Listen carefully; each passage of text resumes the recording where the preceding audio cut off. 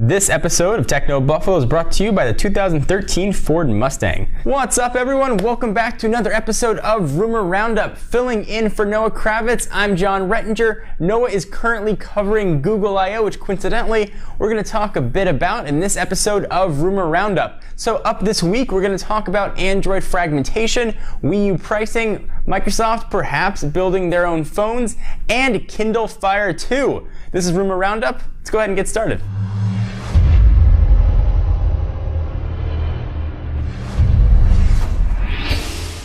So let's start with the news of the week. Android 4.1 Jelly Bean is here, or at least coming soon. Great news for some, bad news for others.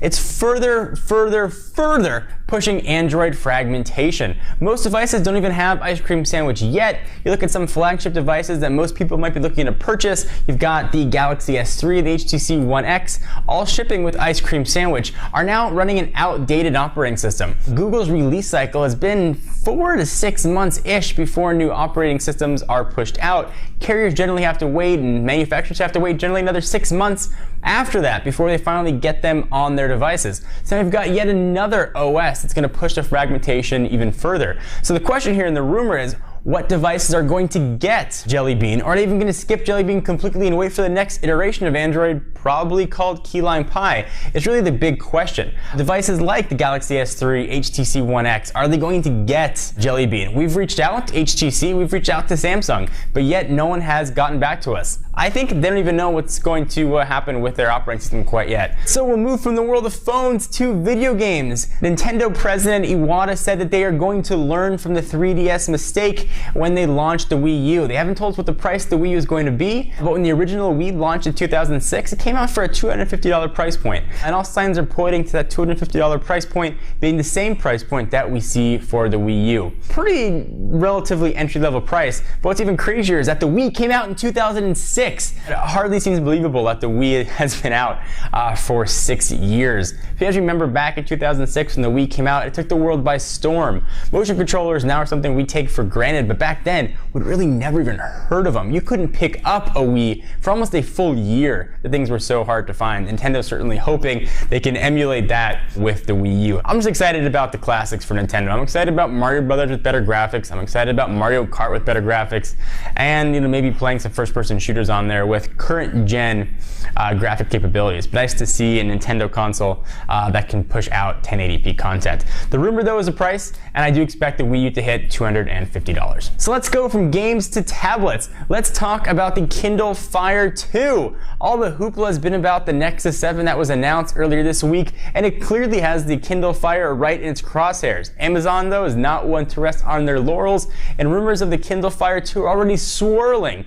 We are looking at supposedly a July 31st announcement with updated specs. Supposedly we're going to see that same 7-inch screen with an updated resolution of 1280 by 800. We may also see potentially a larger, pricier version with a 10.1-inch screen. You're going to have Tegra 3 powering this thing, so you're going to get quad-core with a multi-core GPU as well, so better for games. We're going to see the same price point at just about $200. And we should also see the existing Amazon Kindle drop down $50 to $149. So spec for spec, we're looking pretty close, minus the cameras, to the Nexus 7. The Nexus 7 certainly offers the latest and greatest from Android, but it is an Android experience. The Kindle Fire, presumably Kindle Fire 2, sort of taking the Android out of Android. It's running on an older Android operating system that's been completely reskinned and is meant for Amazon consumption. If you read a lot of books and you want to live inside of Amazon's ecosystem, it's going to be a great, potentially, way to go. However, if you want the freedom and flexibility to be really able to do whatever you want to your tablet, you might want to look at the Nexus 7.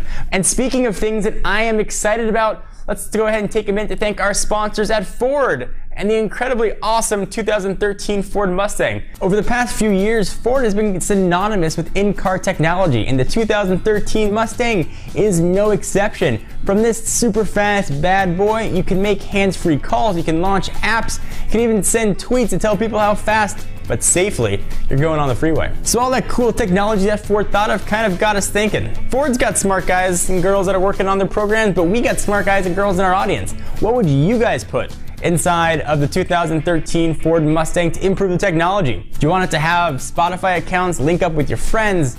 Do you want it to pull in some maps as you're driving by stuff? Say driving by a cool restaurant? Do you want it to let you know anything that you guys can think of? And if you come up with something good, we will feature your response in an upcoming video. Thanks again to Ford for sponsoring today's show and their commitment to the world of technology, which we obviously all appreciate.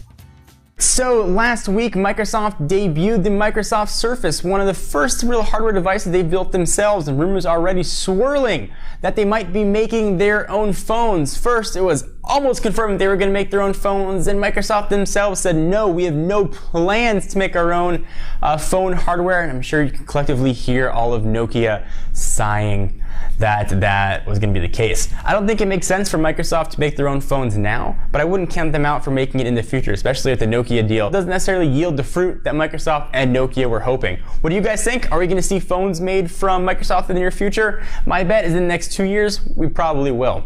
Thank you guys for watching another episode of Rumor Roundup. I'm John Rettinger. Noah Kravitz will be back here next week, bringing you all the latest and greatest rumors from the world of technology. Be sure to check us out at technobuffalo.com for all your tech news. I'll see you guys soon.